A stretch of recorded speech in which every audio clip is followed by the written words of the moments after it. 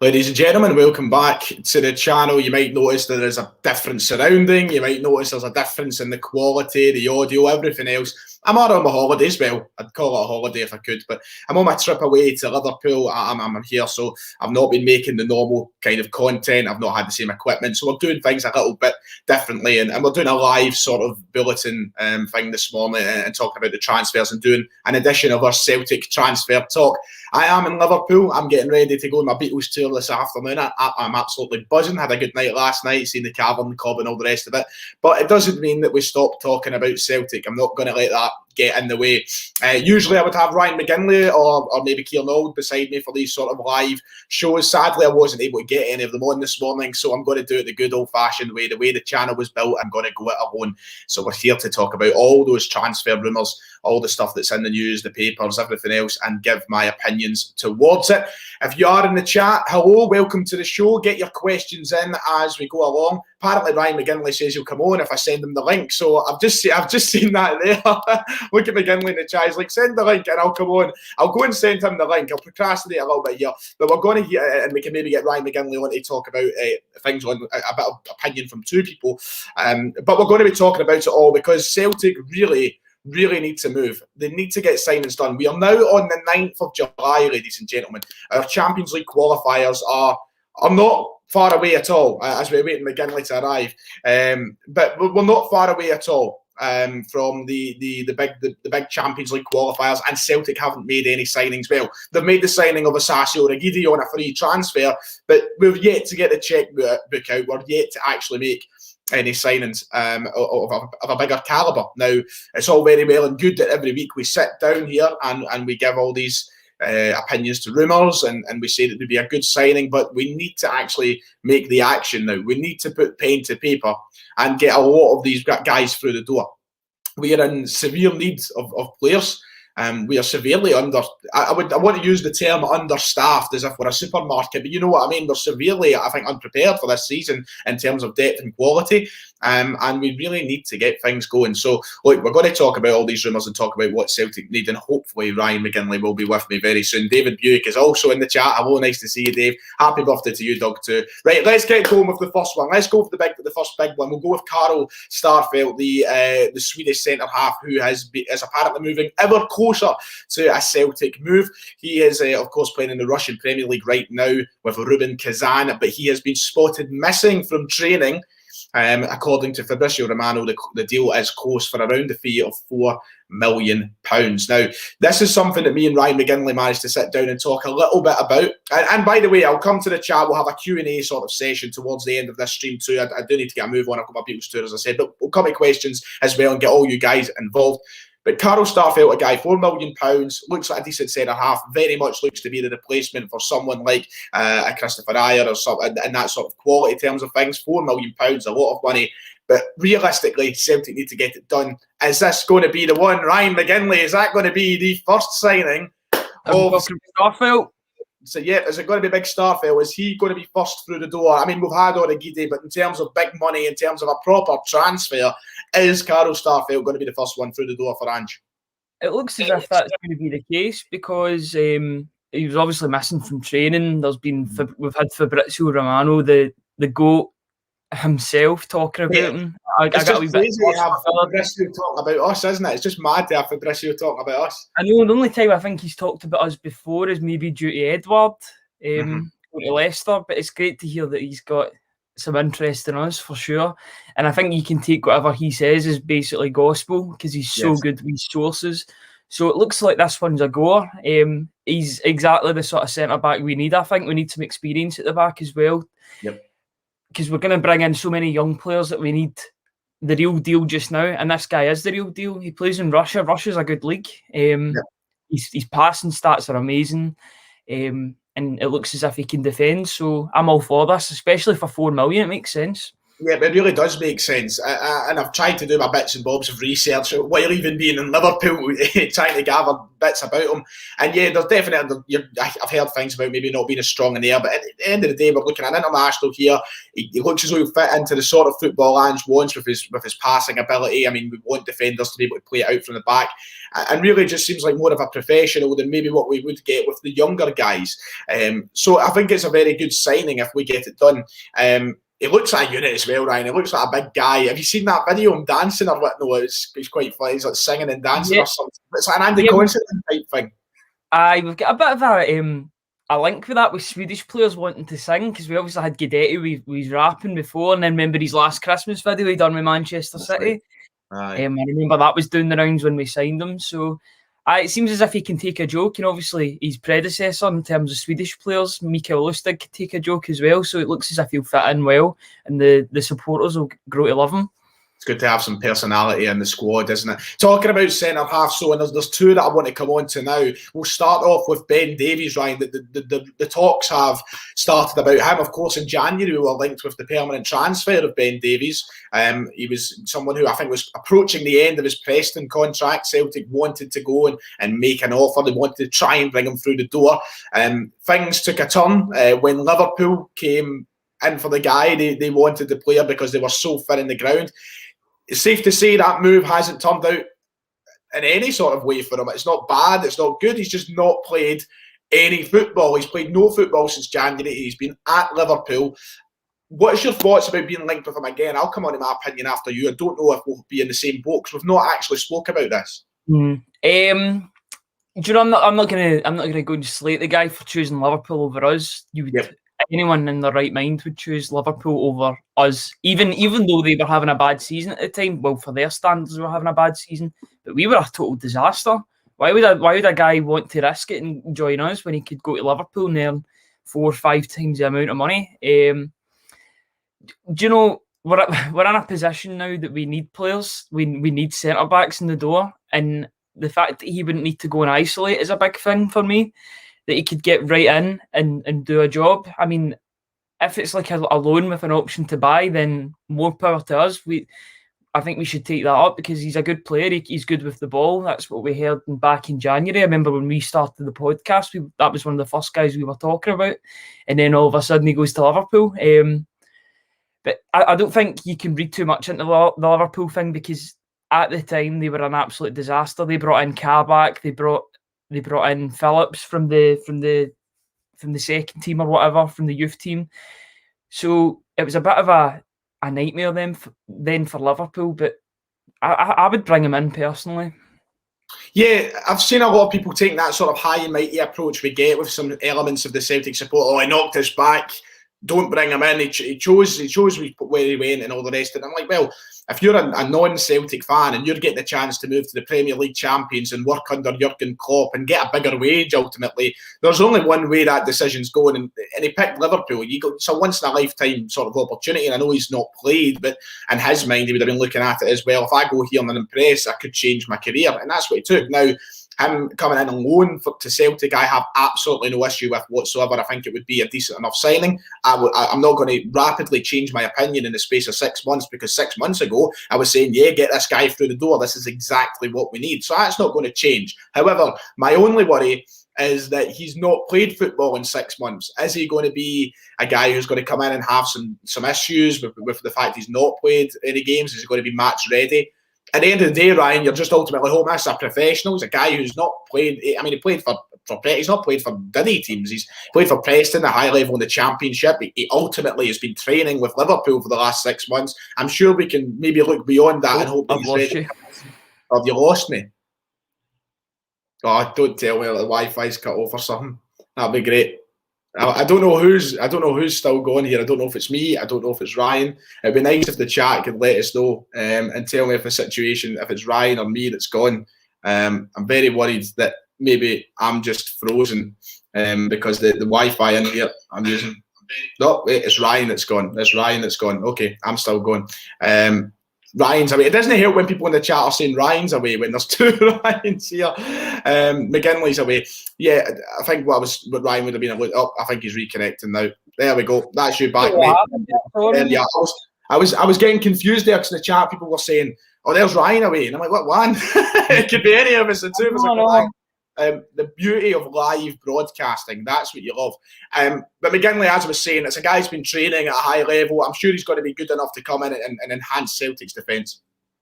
It's a bit like Hickey, yeah. He'll have improved as a player as well. We're playing under better opposition in terms of training. Obviously, you're one of the most formidable strike forces. If you're sort of training against them day in, day out, then you'll become a better player. These guys are professionals. It's not like what it was 20 years ago, 30 years ago when they're not in shape at all, or it shouldn't be the case. These guys keep themselves in good condition during the off-season, and they should be ready to go after a few training sessions. So I'm all for this because I think there's more pros and cons with this deal, to be perfectly honest with you. I know we're not really spending money, and I know that could be used as a negative, but it's a very low risk thing as well, because if it's just a loan, then we can properly gauge him in a Celtic top before even going and trying to buy him. So, I'm all for this, to be honest. Yeah, and it brings me on to the last part in terms of centre halves before we move on to the final two topics. I want to try and keep this as, of course, short in video form as possible, so we'll try and wrap up in the next 5-10 minutes. Vuskovic, we're hearing murmurs that the deal could be off, Ryan, and in regards to being linked with Ben Davies, it makes me worried. Now, I will be completely honest, I'd rather Vuskovic than Davies. I must admit, I would really like to bring in this younger guy. Are you worried that these Davies links might mean that the Vuskovic deals are now off? Yeah, it's a wee bit concerning. You obviously hear about other players, like I don't know if we're still mentioning Carter Vickers as well, but you hear these guys, and we have been linked to a couple of these guys before, so it makes me worried that Ange isn't actually picking out these players. I know he kind of alluded to that a couple of days ago in his post-match comments, that he doesn't exactly recruit the players, but you hear the same names that you've heard for a year, and then when you hear some of the new names then not coming through the door, I know obviously Starfeld looks like it's happening and that's a new name, but hearing that Vuskovic, that's a bit of a blow for me, because that's the sort of player that I want at Celtic. I want a young 19-year-old Croatian centre-half that we can nurture and I think we've lost Ryan again there. He's having a nightmare with the Wi-Fi this morning. Yeah, and to build on what Ryan was saying until he comes back as he's in his frozen state, I think someone like Vuskovic would be a far more ideal situation, especially with him being a player that you act. It's okay, don't worry about it. And rather than a player that you loan out, to actually sign a guy that you can nurture, that you can build on, you can make a better player as Ryan makes his journey to his next room. I would really like to bring in Vuskovic. I feel like it would just be better. It would make more sense for Celtic, and of course, financially in the long term, you're talking about a player that Celtic can maybe sell on. Vuskovic for me was one that we had to get done. I don't know what's went wrong along the way, but you're right, Ryan. The thing that worries me and the thing that annoys me is the fact that maybe I'm just coming into here and they're just giving him the deadwood that was scouted before. That kind of thing worries me. Davies is clearly not an Ange player. He was linked from the club while Neil Lennon was in charge. I know. This isn't new, and that worries me a bit. So that's why I want Starfeld. That's why I want Vuskovic. That's us moving forward. Davies, as much as I'm not aggrieved to signing him, I'm totally against that. I'm not hate the idea of it. I would much rather us go in a fresh direction than revert to old scouting systems. Yeah, and it's a bit bad that you have to sort of put those players into that sort of old way of thinking, because they could still be good players at the end of the day, but they represent something far worse, because they're targets that we had beforehand, targets that maybe even Peter Lawwell was picking out for the manager, and that just doesn't bode well for the long-term future of the club. If a de facto director of football and Peter Lawwell was picking players, so I mean, I know the scouting system, they'll be continuing to scout players, and they might have some of the same players that they were scouting from 6 months ago, but I just want to hear about new names, I'll be perfectly honest. Actually, the more I talk about the Ben Davies deal, the less keen I am on it. So, I mean, I might need some time to think about it. But I mean, he is a good player. He stood out at Preston by all accounts. He was good on the ball, but I would much rather prefer Vuskovic. Well, Kieran's made a couple of good points. Well. I've got Kieran here. He's made a couple of good points to just cut you off. Saying a new scouting system might just still pull up. That's what I'm saying. Yeah. So there is potential chance there, but I don't. Just with the way things have been going and the lack of signings and the lack of actually getting pen to paper, it just makes me feel like it is just reverting back to what we've seen in the past, rather than it being Ange or someone else going, "Oh, aye, him." I feel like it is just kind of like, "Oh, who was that again that we were looking at in January?" Do you get what I mean? Mm-hmm. Yeah, it's weird that obviously there's not a lot of scouts up left. Obviously, the chief scout Penrice is left, but a lot of the same ones will still be there, such as like Tosh McKinley and that. So they'll be still scouting the same players. If those players become available that were maybe not available in January, then they could still come into the club. But you want to hear new names. I know it's like a shiny new toy. You want the new thing rather than stuff that you've already. Yeah, that's right. There you go. I thought you were going to cut off there again. You took a wee bit of a robotic turn. I've got full bars here, so I don't know. It'll probably be your link to me. I'm doing this off mobile data. Liverpool hasn't got any Wi-Fi, you see, so I'm doing it off data. It'll be my fault. Are they not that advanced yet?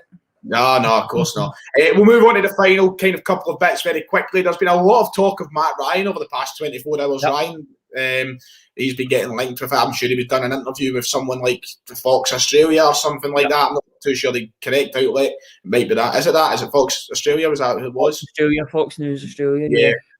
And basically, they were flopping away, weren't they? Why? He did nothing to reject the idea of Celtic. I mean, by all accounts, he looks like quite an intelligent guy, so he would know what the haggis and the paella sort of choice would mean in terms of his stuff. But he didn't knock back Celtic there at all. This is a guy who's 30 years old, 31 years old. This is his last sort of big move, so he needs to get this move sort of right. I don't know if he would be the first pick at Sociedad.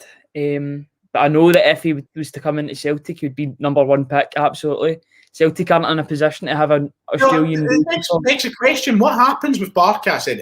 Are we just disregarding Barkas and his £5 million signing? That's what my question is. Now, I know I am the leader of the Barkas CSC and I'm desperate for it to work out.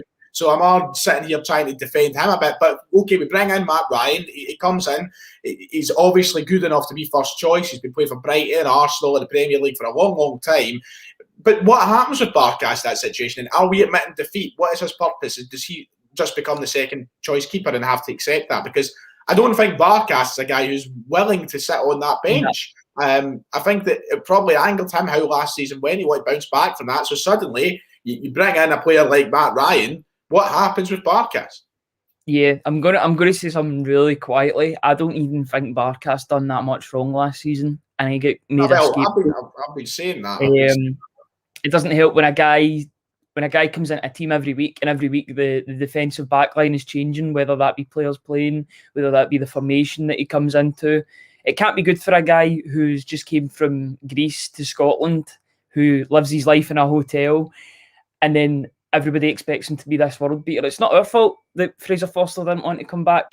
That's Fraser Forster's fault. And I mean, he did get some game time at Southampton, but, you know, we were kind of relying on Forster coming back to sort of win as the 10 and all that, but that didn't come to fruition. So these things take time with guys settling in. It's the same for Ayeti. You seen that the other day. I mean, he looks like he's more settled now.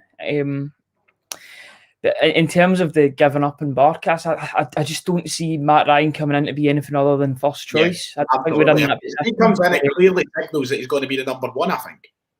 Yeah, I mean, there's still a couple of goalkeepers there that I'd quite like not play for Celtic again, to be perfectly honest. Scott Bain and Hazard especially, because I just don't think Hazard's good enough, to be honest. That was one of the most baffling things for me, him getting a 4-year deal. I was like, I don't think he nearly lost us the final. I know he won us it in penalties, but he nearly lost us it at the same time.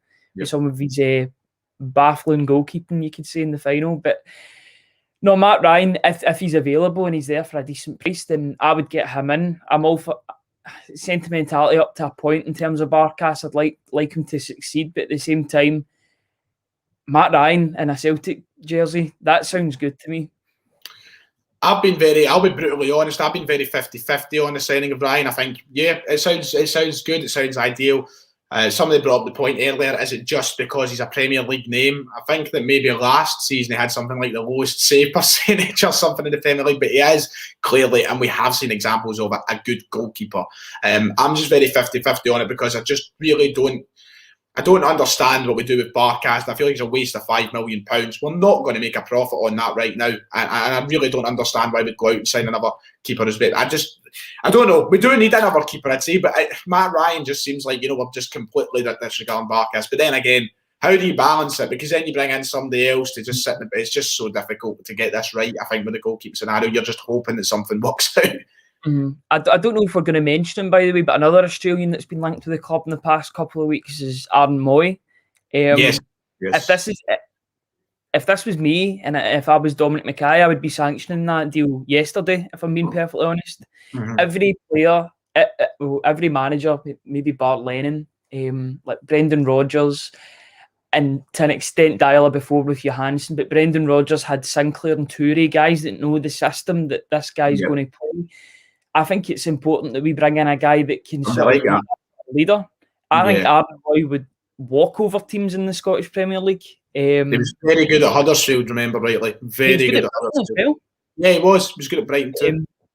He's box to box. He was more mobile than Brown was. And let's be honest, we still need a sort of Brown replacement. We need a sort of enforcer in that midfield. I know Luke Shaw might be the long-term answer. But Luke Shaw? God, didn't know we signed Luke Shaw. Oh my God. The tail have only been up an hour. Jeez, oh. But, I know that Aaron Moye's got links with Glasgow previously. I think he's got a partner that's from Glasgow, and he has played for St Mirren beforehand as well. That's right. Remember him scoring against Rangers in a loan spell he had. I think all there's not many negatives. I know we wouldn't get much of a price back in a couple of years, but see if we were to get in the Champions League this season or for winning the league, that would pay off that fee tenfold. Yep. So. Well, we'll move on to the final part because I need to get moving. I've got Paul McCartney and John Lennon and all the rest of the gang waiting on me soon, so I better move. Yeah, we're going to magical mystery tour, baby. The final thing, Bakun Issoaf Bio away. He is looking like he'll be completing a move to an unnamed Belgian side today for around the fee of £2 million after his loan spell to Toulouse last season. It was never going to be a Celtic player, let's be blunt. Nah. I mean, there's so many people saying, "Oh, he's still raw. He's still raw." I mean, how long can you be raw until you're not good enough? Like, how long can you make that excuse, or you can keep that excuse going on for? I didn't think he was good enough. He never looked as if when you seen Edward and then you seen Bio, you could see the difference in player when the two of them were playing. Because I mean, Edward's miles better than Bio, and it could have maybe scored the odd couple of goals in a season with his headers and that, but he was never going to be one to lead the line. He was always going to be at least third choice striker for Celtic. So, I mean, he's going away from his Olympic squad. I think that's where it was announced that he's going to sign for a team in Belgium. So, best of luck to him. I think Belgium will be a good fit for him to sort of revive his career. You've seen that with some of the players. You look at Jack Hendry. I mean, he was on the sort of sidelines, and then he's come in and done a great job, and he's got his move.